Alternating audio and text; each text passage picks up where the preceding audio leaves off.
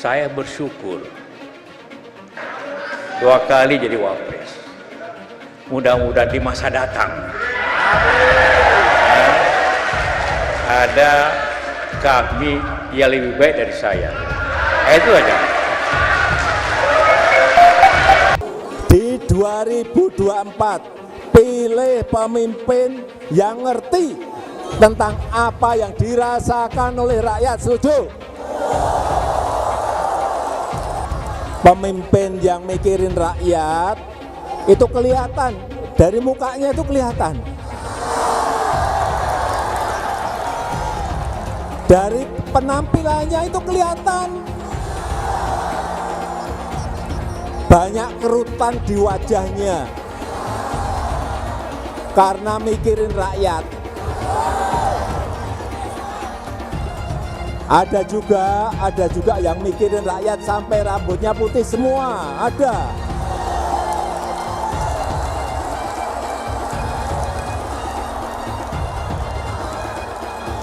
Ada itu.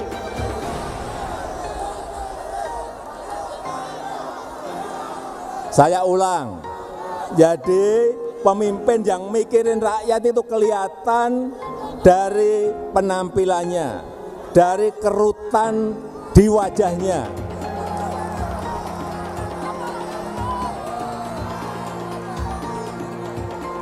Kalau wajahnya celing, bersih, tidak ada kerutan di wajahnya, hati-hati.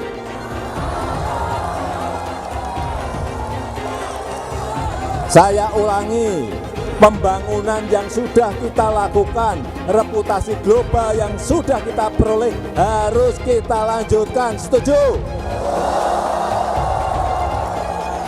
Dilanjutkan sampai 2029. Setuju? Dilanjutkan sampai 2045. Setuju? Dilanjutkan sampai seterusnya. Jangan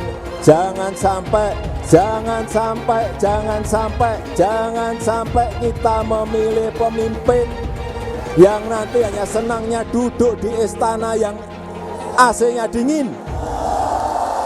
Jangan ada politisasi agama. Itulah pesan keras Presiden Jokowi. Bukan itu saja, Presiden juga menyatakan kalau politisasi agama sudah pernah terjadi, sudah pernah kita alami, dan dampaknya sangat panjang. Dan Presiden pun mengingatkan, jangan ada lagi politisasi agama. Ini sebetulnya pesan keras untuk Anies Baswedan dan juga Partai Nasdem. Karena itu juga Anies sekarang dilabeli masyarakat sebagai bapak politik identitas. Apalagi sekarang sudah nggak bisa ditutup-tutupi kalau hubungan Surya Paloh, sang ketua umum Partai Nasdem, dengan Presiden Jokowi sudah benar-benar merenggang. Buat Nasdem, cuma merekam video ucapan selamat saja yang makan waktu nggak sampai 3 menit, Presiden Jokowi nggak melakukannya. Jokowi sudah putus hubungan dengan Nasdem. Gak ada yang bisa dilakukan lagi. Membela Anies Baswedan terkait politik identitas saat Pilkada DKI 2017. Partai besutan Surya Paloh ini bahkan menuding kalau politik yang berpotensi memecah belah sesama anak bangsa itu justru dimainkan oleh Basuki Cahayapurnama alias Ahok. Blunder demi blunder terjadi. Sampai Ahok dibawa-bawa agar keterpilihan Anies naik. Ini kan goblok namanya. Dan ini makin menambah keyakinan publik bahwa sebenarnya Anies memang nggak punya aura, nggak punya kredibilitas untuk naik jadi presiden. Bahkan kalau Anies kembali ikut pilkada di Pilgub DKI sekalipun, saya yakin dia bakal kalah sekarang. Anies mampu yang mana? Apalagi dia selalu teriak begini, Nasdem partainya, Anies presidennya. PKS sama Demokrat nggak disebut, Bang. Bahkan Presiden Jokowi juga menegaskan agar semuanya itu menghindari politisasi agama karena itu sangat-sangat berbahaya. Menurut pandangan saya, bisa jadi apa yang disampaikan oleh Presiden Jokowi itu adalah berupa pesan dan sekaligus sindiran buat Partai Nasdem. Kalau misal kita ngomongin soal bahaya politik identitas, pasti otomatis akan teringat dalam pikiran kita bahwasanya dia ini adalah Anies Baswedan. Nah, begitu juga saat kita ngomongin tentang politisasi agama, maka yang teringat dalam pikiran kita adalah lagi-lagi itu adalah Anies Baswedan. Dalam videonya baru-baru ini, Anies Baswedan justru dengan percaya diri meminta agar publik ini melupakan semua kejadian pemilu dan pilkada di masa lalu. Lah, kok bisa-bisanya ya kita semua ini diminta untuk melupakan kejadian di pilkada masa lalu. Lalu pesan berikutnya untuk semuanya, mari kita jangkau semua. Lupakan peta masa lalu, lupakan pemilu, pilkada, apapun yang pernah terjadi. Bohongan dan bualan Anies tidak becusan Anies dan tim dalam bekerja. Hal ini penting untuk disampaikan agar kebohongan, kegagalan dalam bekerja, dan manipulasi ini tidak di-upscale ke level nasional. Anies telah membohongi warga miskin DKI. Seperti kata Pak Anies, lihat rekam jejak. Buat apa berbohong dan membual? Saya mensyukuri kenapa kalah, kenapa ditahan. Saya bersyukur atas itu semua. Saya coba bayangkan ya, kalau seandainya waktu itu kita menang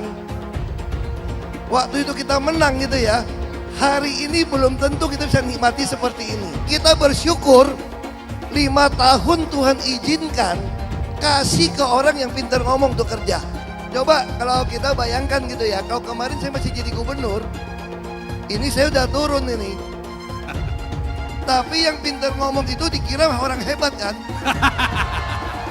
Ini lebih berbahaya tahun 2024, langsung ketahuan karakternya. Langsung ketahuan itu. Di saya juga ada kutipan Pak di kamar saya Pak. Tulisannya, Jakarta telah mengambil keputusan yang fatal. Lagian ketakutan banget sih Anies bakal menang. Umat Kristen cerdas-cerdas, mereka pasti tahu siapa yang harus mereka pilih. Gak usah ketakutan gitu, Ganjar bakal kalah lah. Jangan sampai bapak politik identitas justru menang dengan cara menipu umat Kristen. Jadi kalau sekarang umat Kristen mendukung Anies, mereka akan membayar mahal kerelaannya untuk menukar iman hanya untuk kepentingan sesaat. Kita tahu Anies lahir dari apa? Politik identitas. Yang dia dulu melabeli kafir semuanya kepada yang non-muslim. Saya mintalah kepada muslim yang waras dan kepada kelompok minoritas. Janganlah Anda memilih pemimpin yang berkarakter seperti Anies. Dia bukan pemimpin yang bermental Pancasila. Apakah deklarasi Capres itu akan menghalangi KPK untuk menghentikan atau melanjutkan proses itu? Nah, tentu deklarasi Capres ini kan baru tahap awal. Belum tentu juga nanti dicalonkan ketika mulai pendaftaran. Saya pastikan proses penyelidikan akan terus berlanjut ya, sampai ditemukan suatu titik terang apakah itu perkara pidana. Kami lanjutkan dan kami tidak terpengaruh dengan deklarasi yang bersangkutan sebagai capres oleh salah satu parpol.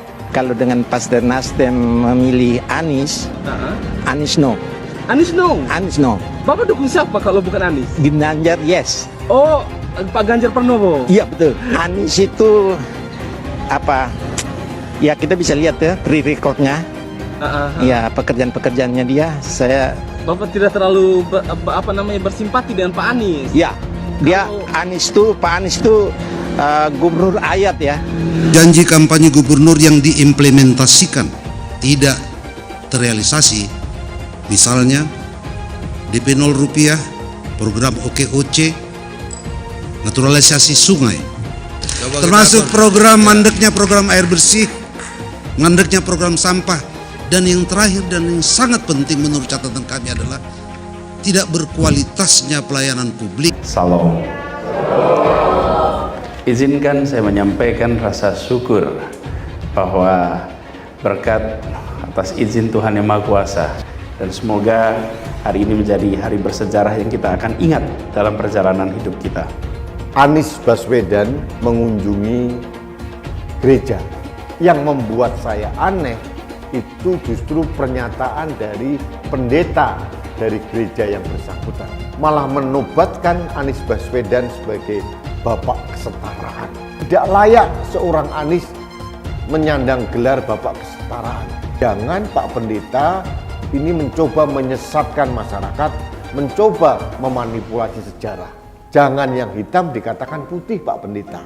Bapak Ibu, saudara-saudaraku, akhir-akhir ini ramai sekali ceramah seorang yang melarang kita untuk berteman dengan orang dari agama lain. Sudah 77 tahun negara Kesatuan Republik Indonesia merdeka. Bisa-bisanya masih ada ungkapan yang keluar seperti itu. Saya ingatkan, jangan ada lagi politik identitas. Jangan ada lagi politisasi agama. Penjajahan di depan mata itu di Jakarta. Kita semua pribumi ditindas. Kini saatnya kita menjadi tuan rumah di negeri sendiri. Saya bilang, Miss, ente nggak bisa jadi presiden. Kenapa? Karena presiden adalah orang Indonesia asli, saya bilang. Ini loh pejabat A kelakuannya ini, bohongnya ini, B ini, ada sebarin, pusing ya. Sebagai orang beriman, jabatan itu amanah Tuhan. Tapi kamu lakukan melanggar aturan Tuhan untuk mendapatkan jabatan itu. Berarti jabatan bukan amanah Tuhan, amanah hantu kan. Rakyat yang butuh pejabat yang jujur gitu.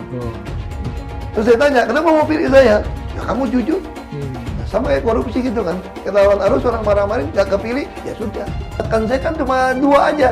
Bukan minyak babi ya asing-asing, Cina lah, kafir lah. Lo mau tahu nggak sumur resapan yang ngabisin anggaran beratus miliar itu meresap air agar masuk ke dalam bumi sesuai dengan sunatullah. Tetapi ternyata sumur ini tidak meresap air, malah airnya itu menggenang di sumur-sumur itu. Sumur resapan itu sekarang harus disiapin pompa untuk menguras air di sumur resapan. Kalaupun dia harus makan babi sepanjang jadi presiden, mungkin akan dilakukan. Pak Prabowo hari ini adalah calon presiden dari Partai Gerindra. Saya sampaikan berkali-kali bahwa saya tidak ingin menjegal, saya tidak mau menjadi orang yang dibawa untuk berhadapan dengan Pak Prabowo dan menghentikan Pak Prabowo. Saya tidak mau.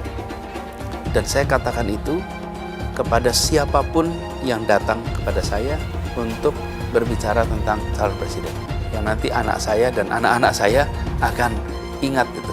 Nah, saya tidak mau mengkhianati, menikam pada orang yang dulu sudah bekerja, membantu, dan berjuang bersama. Bapak Politik Identitas Indonesia Anies Baswedan, Bapak Intoleransi Indonesia Anies Baswedan, jangan lupakan, jangan terlena, jangan sampai dia pecahkan kita dengan dagangan ayat dan mayatnya. Air itu turun dari langit, turunnya ke atap rumah langsung sumur bor, bukan ke sungai dan ke laut. Jangan sampai Indonesia jatuh ke tangan pembohong. Jangan sampai Indonesia jatuh ke tangan Anies Baswedan. Anies Baswedan pasti akan mempertanggungjawabkan segala perbuatannya, perbuatan kelebihan dana, kelebihan anggaran, kelebihan bayar di semua proyek-proyek Pemprov DKI dan semua kroni-kroni dan kroco-kroco Anies Baswedan juga akan mempertanggungjawabkan semua perbuatannya, dan ya pastikan itu sebelum Pilpres 2024. Apalagi sekarang JIS ini, kayaknya pastikan itu juga pasti ada kelebihan bayar. Pasti ada koruptornya di situ. Tinggal KPK menyelidiki anggaran yang ada di JIS. Dan habis itu baru hajarlah formula E. Kamu mau panggil saya hadap Tuhan Allah pun yang benar gua hadapin. Apalagi cuma BPK. Tenang, kalau BPK sudah periksa, nyatakan tidak ada kerugian, aman lah kita. Ada oknum BPK masuk penjara tuh DKI itu. Dikatakan cuma salah bayar atau kelebihan bayar mungkin ya. Tapi kalau saya pasti ada proses. Kalau BPK menyatakan tidak ada kerugian negara, aman Anda. Anda mungkin benar, kalau ada oknum BPK nyatakan Anda salah, selesai Anda. Kalau orang dulu mempersoalkan KPK mesti direvisi undang-undangnya, saya kira BPK yang harus direvisi undang-undangnya juga. Ini sebenarnya kasus korupsi. Kelebihan bayar ini sebenarnya ya Kalau secara hukum saya melihatnya ini sebenarnya bisa jadi kasus korupsi gitu. DKI yang kita harapkan, Anies Baswedan yang begitu jelas Islamnya, 4 tahun 8 bulan jadi gubernur. Mana peraturan pergub saja yang melarang migrasi? Mana perda Islam apalagi?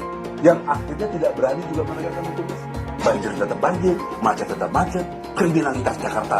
Anda tahu, 2 menit sekali terjadi pencurian. Sekarang orang sedang euforia, dia mau dicapreskan. Bagaimana umat terjebak lagi, bodoh lagi, masuk lagi. Kalau misalnya memang Anies itu mau maju dan dia tekad mau menegakkan hukum Islam dan menyatakan perlawanan, saya peduli.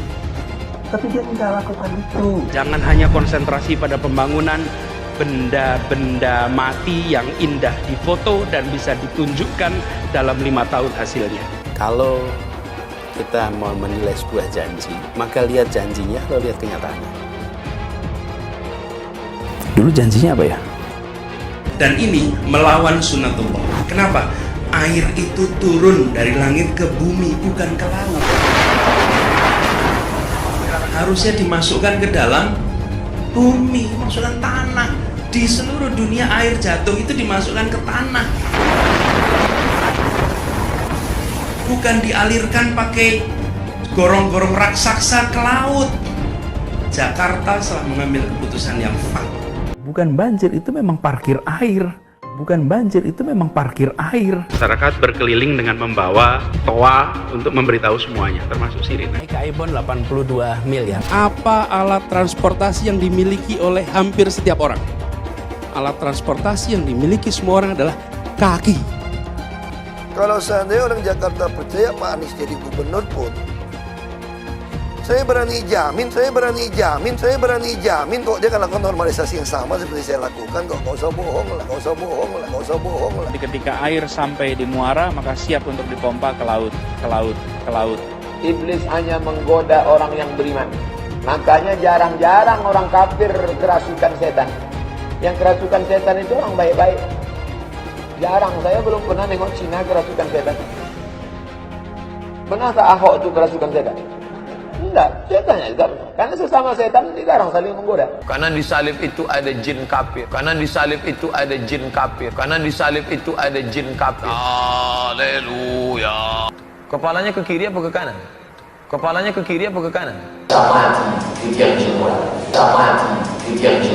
Kita percaya salib itu lambang mulia, bukan jin. Kok ketawa? Aku nggak nyindir siapa-siapa loh. Saya nggak pernah mundur untuk kebenaran, keadilan, kejujuran. Dan peri kemanusiaan, gue gak pernah mundur. Dan gue gak pernah takut juga sama lu. Siapapun yang rasis, gue akan hadapin. Karena rasis itu tidak berperi kemanusiaan. Sama saya ditanya dulu kan, kamu nyesel gak statement kamu di Pulau Seribu sehingga masih masuk penjara? Tidak pernah nyesel. Karena saya mengatakan kebenaran. Hai semua, dengan saya Jonas Leong. Terima kasih banyak buat kalian, penonton setia yang selalu menonton di channel ini. Saya secara personal sangat menghargai waktu kalian. Dan saya sudah menganggap kalian sebagai family karena kalian selalu support di channel ini. Bagi kalian yang selalu menuliskan opini kalian di kolom komen, saya baca komen kalian satu persatu. Saya baca komen kalian untuk mengetahui opini kalian, tanggapan kalian, dan masukan kalian sangat berguna untuk video selanjutnya. Terima kasih banyak buat kalian yang selalu menekan tombol like di awal video. Video seperti ini membutuhkan waktu dan juga research. Dan ini semua gratis untuk kalian. Jadi pastikan kalian menekan tombol like-nya supaya saya mengetahui kalian menyukai konten yang saya bagikan. Jadi Presiden Jokowi menyampaikan pesan, awas lo ya, jangan gunakan politik sara, jangan gunakan politisasi agama. Begitu kurang lebih pesan Presiden Jokowi di depan para peserta Munas HIPMI. Tapi entah kenapa ya, kalau sudah bicara mengenai pelarangan politik identitas atau politisasi agama, maka gerombolan kadrun pun mendadak kejang-kejang. Ya, hal itu bisa dilihat di media sosial. Dan entah kenapa juga ya, kalau sudah bicara mengenai politik identitas, maka yang terbesit dalam pikiran saya, otomatis yang muncul adalah nama Anies Baswedan. Ya, semakin hari melihat perkembangan politik di dalam negeri ini semakin seru kalau menurut saya. Setelah koalisi perubahan yang akan dibentuk oleh Partai Nasdem, Demokrat, dan PKS gagal, kini ya Anies Baswedan masih juga belum mendapatkan pasangan.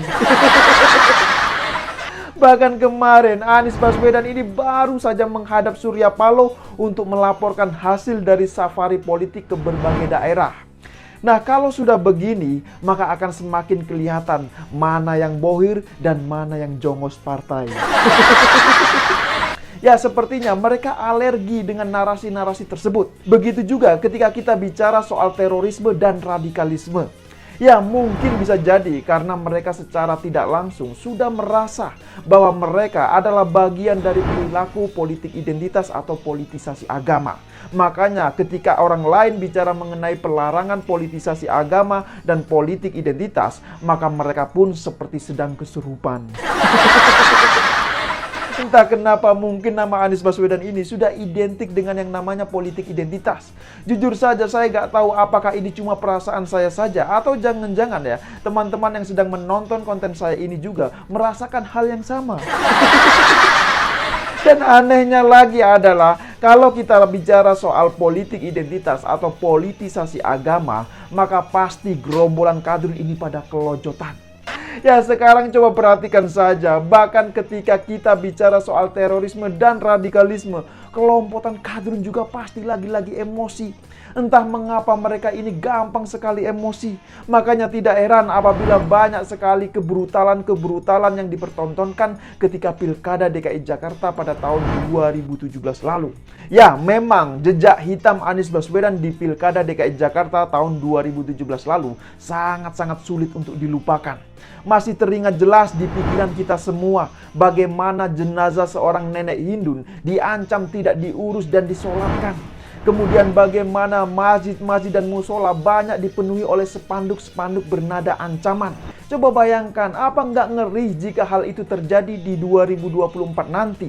Karena percaya atau tidak, kemenangan di Pilkada 2017 lalu masih menjadi motivasi bagi kelompok yang akan mendukung Anies Baswedan di 2024 nanti. Tapi tentu semua itu dengan catatan, kalau Anies Baswedan ini bisa maju sebagai capres. Ya iya kan, dia kan bukan kader partai, bukan pengurus partai. Jadi kalau dia mau dicalonkan, ya salah satu syaratnya harus punya tiket. Nah, gimana caranya? Ya harus menunggu persetujuan bohir lah. Nah, mungkin ada juga yang bertanya, apa buktinya kalau Jokowi adalah antitesis dari Anies Baswedan? Oke, baiklah, saya akan sebutkan beberapa. Kita tahu bahwa yang membubarkan kelompok HTI adalah Jokowi. Nah, tapi justru Anies Baswedan terkesan bermesraan dengan kelompok HTI. Begitu juga dengan FPI. Ketika FPI dibubarkan oleh Jokowi, Anies Baswedan lagi-lagi malah bersekutu dengan pemimpin FPI, yaitu Rizik Syihab. Nah, masalahnya saat ini bohirnya ini belum ada yang deal alias sepakat. Jadi mau tidak mau ya harus menunggu dulu. Dan kalau melihat apa yang disampaikan oleh Pak Jokowi selama ini ya, sepertinya beliau ini sulit untuk mendukung Anies Baswedan. Mengapa saya katakan demikian? Ya setidaknya ini ada 2 poin yang mendasar yang menjadi alasan. Yang pertama, kita tahu bahwa Jokowi sudah diklaim sebagai antitesis atau kebalikan dari Anies Baswedan. Nah, yang kedua, Anies Baswedan ini banyak mendapatkan dukungan dari kelompok yang rata-rata sangat membenci Pak Jokowi. Bukan hanya membenci, tapi juga menyerang dengan fitnah, hoax, dan ujaran kebencian terhadap Presiden Jokowi. Nah, belum lagi soal kinerja. Kalau Jokowi ini jelas semangatnya adalah kerja, kerja, dan kerja. Tapi kalau Anies Baswedan semangatnya ini adalah narasi, gagasan, dan kata-kata. Nah, itulah alasannya kenapa Jokowi ini antitesis dari Anies Baswedan. Jalan apakah perlu? Pelabuhan apakah perlu? Airport apakah perlu? Semua itu diperlukan. Di Jawa maupun di luar Jawa sangat-sangat diperlukan karena itu menjadi sebuah fondasi kita untuk bersaing dengan negara-negara lain. Tidak mungkin kita bersaing dengan negara-negara lain kalau jalannya becek. Benar? Tidak mungkin kita bisa bersaing dengan negara lain kalau kita tidak punya airport di provinsi-provinsi yang kita miliki. Benar? Setelah 8 tahun kita bekerja keras membangun negara kita Indonesia, membangun jalan-jalan nasional baik di Jawa maupun di luar Jawa, membangun jalan tol baik di Jawa maupun di luar Jawa, dan juga jalan-jalan kecil di desa, jembatan-jembatan kecil di desa lewat dana desa. Kita juga membangun airport baru, membangun pelabuhan-pelabuhan baru utamanya di luar Jawa. Inilah yang namanya fondasi infrastruktur. Siapa yang rumahnya Palembang atau Lampung? Coba dulu sebelum ada jalan tol dari Lampung ke Palembang berapa jam? Berapa jam? Sekarang berapa jam?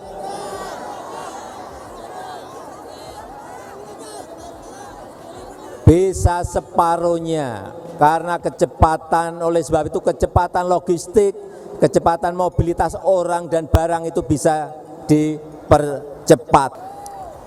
Dan dengan infrastruktur itulah rakyat diberikan kemudahan untuk membawa produk-produknya. Petani bisa membawa padinya dari desa ke kota. Nelayan bisa menjual ikannya dari desa ke kota karena ada infrastruktur. Setuju enggak? Dan juga produk-produk UMKM yang ada di kampung-kampung, yang ada di desa-desa bisa dibawa ke kota, bisa diekspor karena kita memiliki pelabuhan, karena kita memiliki airport, karena kita memiliki jalan-jalan. Dan kita tahu jalan tol di Pulau Jawa sudah sambung menyambung dari barat sampai ke timur.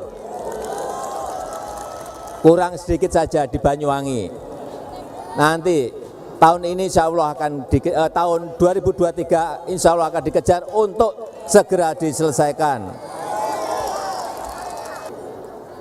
Kalau titik-titik pertumbuhan ekonomi baru ini semakin banyak di wilayah-wilayah di luar Jawa, maka lapangan kerja akan terbuka sebanyak-banyaknya. Setuju?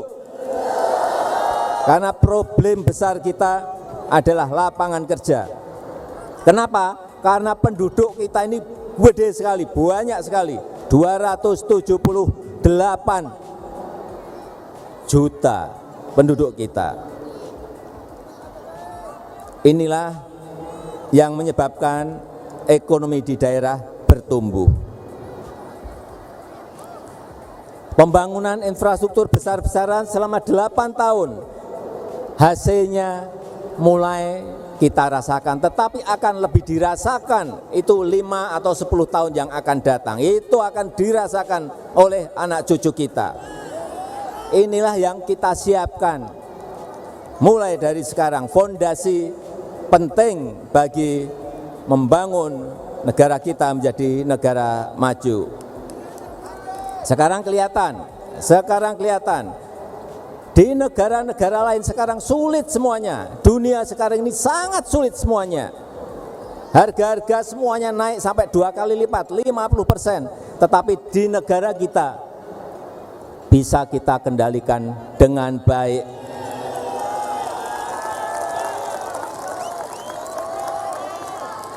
Bisa kita kendalikan dengan baik. Dan pembangunan infrastruktur itu akan menumbuhkan titik-titik pertumbuhan ekonomi yang baru. Akan ada titik-titik pertumbuhan ekonomi baru. Saya berikan contoh di Mandalika. Dulunya Mandalika itu memang pantainya cantik, tapi karena tidak ada infrastruktur, tidak disiapkan dengan baik. Tetapi setelah adanya sirkuit MotoGP, sekarang Mandalika menjadi titik pertumbuhan ekonomi baru. Coba dilihat, Bapak Ibu kalau pengen lihat cantiknya pantai-pantai kita dan laut kita, datang ke Labuan Bajo yang telah kita selesaikan, kita kerjakan. Itu juga titik pertumbuhan ekonomi baru di luar Jawa. juga di Likupang. Meskipun belum selesai, tetapi kita harapkan tahun depan akan diselesaikan. Likupang di Sulawesi Utara. Inilah nanti yang akan menjadi titik pertumbuhan ekonomi baru Indonesia. Artinya tidak hanya di Jawa saja, tetapi juga di luar Jawa. Juga daerah-daerah industri Bapak Ibu sekalian bisa lihat, di luar Jawa sekarang ini berkembang sangat pesat. Coba dilihat di Morowali. Ada yang dari Morowali. Morowali sekarang menjadi kawasan daerah industri baru Indonesia. Juga yang berada di WDB, ada yang dari Maluku Utara, menjadi daerah, menjadi titik, menjadi sentra ekonomi baru karena di situ ada kawasan industri WDB. Dan kemarin saat G20,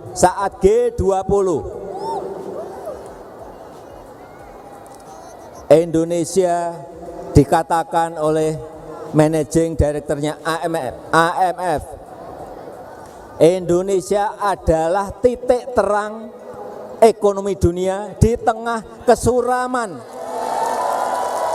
ekonomi global. Indonesia adalah titik terang ekonomi dunia di tengah kesuraman ekonomi global. Ini kita harus bangga. Karena semua negara sulit karena pandemi yang belum selesai, adanya krisis pangan, adanya krisis energi, adanya perang di Ukraina, adanya krisis keuangan, semuanya sekarang negara itu sulit semuanya. Kita patut bersyukur, wajib bersyukur karena negara kita masih bisa tumbuh sekali lagi 5,72%. Negara-negara besar sekarang ini resesi. Negara kita masih bisa tumbuh 5,72% di kuartal ketiga. Hati-hati, kita semuanya tetap harus waspada, tetap hati-hati. Waspada dan hati-hati karena resesi global ini sulit dihitung, sulit diprediksi, sulit dikalkulasi. Oleh sebab itu kehati-hatian kita, kerja keras kita semuanya harus terus kita lakukan. Yang paling penting adalah bagaimana menarik investasi yang sebanyak-banyaknya untuk membuka lapangan kerja yang seluas-luasnya. Oleh sebab itu saya minta di daerah-daerah yang ada investasinya agar masyarakat ikut mendukung. Karena begitu ada investasi artinya lapangan kerja itu akan terbuka. Pertumbuhan ekonomi di daerah juga pasti akan ikut naik. Saya berikan contoh Maluku Utara. Dengan adanya industri WDB sekarang pertumbuhan ekonomi di Maluku Utara sampai angka 27%. Nggak ada di dunia sekarang ini bisa sebuah provinsi tumbuh 27%. Hai teman-teman, kalian tahu tidak? Saat ini kita dengan gampangnya bisa memiliki saham global seperti perusahaan Google, Apple, Facebook, dan lainnya. Kalian tinggal klik link di kolom deskripsi lalu lakukan registrasi. Dan Anda semua berkesempatan untuk langsung mendapatkan welcome bonus. Kalian akan diberikan satu saham gratis secara acak sebagai welcome bonus. Seperti saham Tesla, Apple, Facebook, atau saham dunia lainnya. Menarik bukan? Cukup satu klik, kamu bisa investasi dengan mudah tanpa ribet. Tanpa dikenakan fee atau komisi. Cocok untuk investor pemula. Canggih dan gampang kan? Yuk daftar hari ini sebelum promo welcome bonus ditutup. Kenapa investasi di saham global? Karena jika kita lihat kenaikan saham global di tahun belakangan sangatlah fantastis dan mempunyai peluang yang sangat bagus ke depannya. Kalian juga berkesempatan untuk mendapatkan saham yang nilainya hingga $1.000 atau 15 juta rupiah. Registrasi dengan menekan link di kolom deskripsi untuk mendapatkan welcome bonus dan saham gratismu. Sebelum saya tutup, jangan lupa like video ini. Cuma deposit, kalian sudah bisa langsung mendapatkan cuan. Ajak teman-temanmu untuk berinvestasi di saham Amerika karena peluang dan potensi yang sangat bagus berinvestasi di saham yang berskala global. Makasih banyak buat kalian yang nggak skip dan nonton video ini sampai habis. Saya secara personal sangat menghargai waktu kalian. Makasih banyak buat kalian yang sudah tekan tombol subscribe dan makasih banyak buat kalian yang sudah tekan tombol loncengnya. Jangan lupa bagikan informasi ini ke teman atau family Anda. Mungkin teman atau family Anda membutuhkan investasi ini. Oke guys, sekian dulu dari saya. Jangan lupa follow Instagram saya di @johannesleongofficial untuk kata-kata motivasi setiap harinya. Bagi kalian yang termotivasi nonton video ini, ayo like video ini dan subscribe di channel ini. Dan buat kalian yang sudah subscribe di channel ini, jangan lupa tekan tombol loncengnya supaya kalian mendapatkan notifikasi setiap kali saya upload video.